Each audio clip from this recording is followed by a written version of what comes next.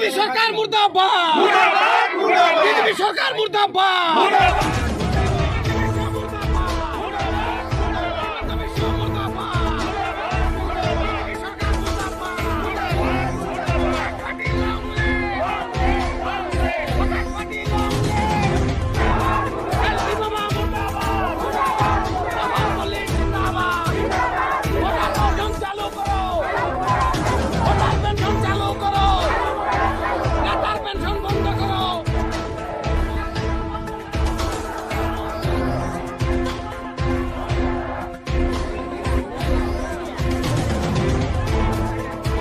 কি ক'ব মানে চাওক আমি এটা মানৱ শৃংখল হিউমেন চেইন যিটো নেকি মানৱ শৃংখল বুলি কয় চাংচাৰীৰ পৰা আপোনাৰ আমিনগাঁও ডিচি অফিচলৈকে মেমৰেণ্ডিয়াম দিয়াৰ কাৰণে এটা প্ৰগ্ৰাম কৰিছিলোঁ।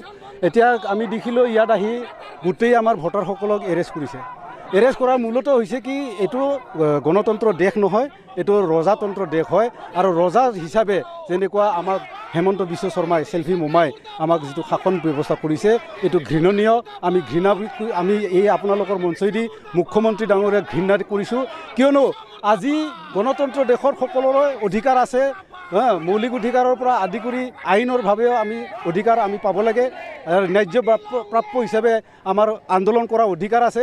তথাপিও 144 জাৰি লগাই তেওঁলোকে যিটো আমাক মানৱ বিশৃংখল সৃষ্টি কৰিলে তাৰ বাবে আমি গৰিহণা দিছোঁ, অসম চৰকাৰক গৰিহণা দিছোঁ, বিজেপি চৰকাৰক গৰিহণা দিছোঁ। কিয়নো আজি আমি ইমান এটা শান্তিপূৰ্ণভাৱে আমি গাঁৱে ভূঞৰ পৰা মানুহবিলাক ওলাই আহি আমি শান্তিপূৰ্ণভাৱে এটা কাৰ্যসূচী পালন কৰিবৰ কাৰণে আহিছিলোঁ, য'ত আজি আমাক এৰেষ্ট কৰি এখন আমাৰ হাই ছেকেণ্ডেৰী এই চাংচাৰী ফিল্ডত আমাক আবদ্ধ কৰি ৰাখিছে। যিয়ে নহওক আজি অনাগত দিনত যদি আমাৰ সিদ্ধান্তবোৰ তেওঁলোকে মানি নলয়, এনেকুৱা এটা আমি বাধ্য হৈ যাম, ভোটাৰসকলে এনেকুৱা এটা বাধ্য হৈ যাম, ৰাস্তাত বহি যাম। আমি মৰিবলৈ কুণ্ঠবোধ নকৰোঁ, কাৰণ আমি শ্বহীদ হ'ব বিচাৰোঁ, দেশৰ কাৰণে শ্বহীদ হ'ম।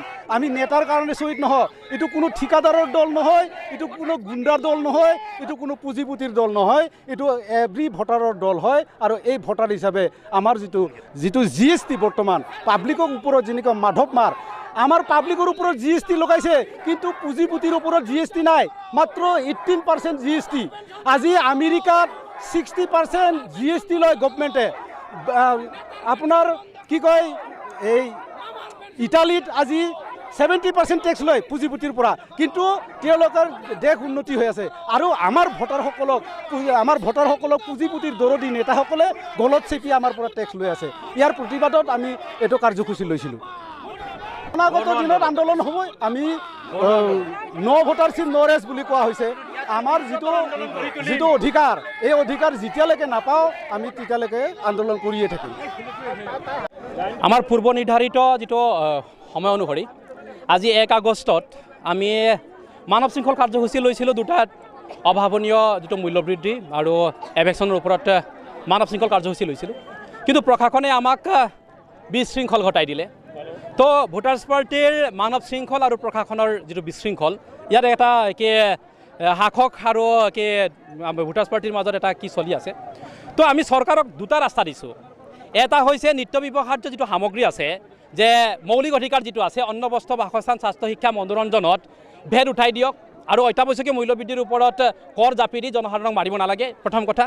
দ্বিতীয় কথাটো হৈছে যদি এওঁলোকে মূল্যবৃদ্ধি আঁতৰ কৰিব নোৱাৰে তেনেহ'লে মূল্যবৃদ্ধিৰ ভাত্তা দিয়ক, কাৰণ এওঁলোকো নাগৰিক হয়। এওঁলোকৰ ভাত্তা বাঢ়িব, ভাত্তা পেঞ্চন বাঢ়িব, আমাৰ টেনশ্যন বাঢ়িব।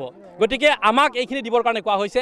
আৰু খিলঞ্জীয়া মানুহবিলাকক উচ্ছেদ কৰি পুঁজিপতিক ভূমি গতাই দিয়াৰ কথাটোতো আমি কৰি আছোঁ, গোটেই অসমত কাৰ্যসূচী চলি আছোঁ। দ্বিতীয় কাৰ্যসূচী আছিল, গতিকে এওঁলোকক আমাক শৃংখলিত কৰিব নিদিলে, এওঁলোকে বিশৃংখল কৰিলে। 144ৰ দোহাই দি এতিয়া আপোনালোকে চাওক, ইয়াত 144 হৈছেনে? আমি ৰাস্তাত 10 কিলোমিটাৰ ৰাস্তাত 12 ফুট 13 ফুট 15 ফুট আঁতৰে যিটো শৃংখল বনাবৰ কাৰণে গৈ আছিলোঁ, এই শৃংখলটো বিশৃংখল ঘটাই দিলে। গতিকে ইয়াৰ পৰা বুজা যায় যে এইটো চেল্ফি মামা মাননীয় মুখ্যমন্ত্ৰী হিমন্ত বিশ্ব শৰ্মাৰ সমষ্টিত যে নৈৰাজ্যবাদ চলে, এইখন অসমত যে নৈৰাজ্যবাদ চলি আছে, এনেকুৱা হ'লে যে অসমখন আৰু দবিব তাৰ প্ৰমাণ পোৱা গৈছে। গতিকে শৃংখলিত ব্যৱস্থা যদি বিশৃংখল কৰে তেনে অনাগতত কি কৰিব সেই কথা সকলোৱে জানে। প্ৰশাসনে কোনোবা এটা কি অখ্যাত সংগঠনৰ নাম কথা কৈছে যে 15 আগষ্ট আহি আছে সন্মুখত, আৰু এইকাৰণে নেশ্যনেল হাই ৰোডত 144 এওঁলোকৰ ভাইলেশ্যন হয় বুলি কৈছে।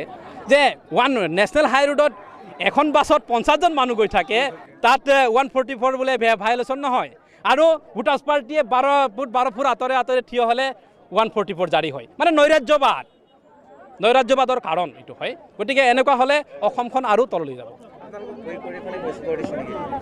নহয় এইটো নহয় ভোটাৰ্ছ পাৰ্টি কোনো মিডিয়া বা কাগজ পেপাৰত থকা দল নহয় সি গ্ৰাউণ্ড লেভেলত থকা দল হয় ইয়াত নিপীড়িত আত্মবলিদান দিব পৰা মানুহবিলাক আছে গতিকে এই আত্মবলিদান দিয়া মানুহবিলাকৰ প্ৰতি দায়বদ্ধতা অকণমান দেখুৱাইছে ভয় এটা কৰিছে বিচাৰিছোঁ যে হিমন্ত বিশ্ব শৰ্মাৰ সমষ্টিৰ বাহিৰে ভোট দিছে ভোটাৰে ভোট দিছে MLA মন্ত্ৰী হৈছে তেখেতে মন্ত্ৰী হৈছে তাৰ পিছত সি ভোটাৰক ঠগি আছে আজি ভোটাৰে জাগিছে এই সমষ্টিৰ পৰা ভোটাৰে ইউনাইট হ'ব যি ভোটাৰে হিমন্তক ভোট দিছে সেই ভোটাৰে উল্টাকে আজি ভোটাৰৰ পক্ষত থিয় দিব সেই সমষ্টিৰ পৰা ভূমিকম্প সৃষ্টি হ'ব আৰু গোটেই অসমৰ ভোটাৰ ইউনাইট হ'ব ভোটাৰৰ চৰকাৰ হ'ব 100% এইটো গেৰাণ্টি আজি আপোনালোকৰ জৰিয়তে হিমন্ত বিশ্ব শৰ্মাক মেছেজ দিলোঁ আজি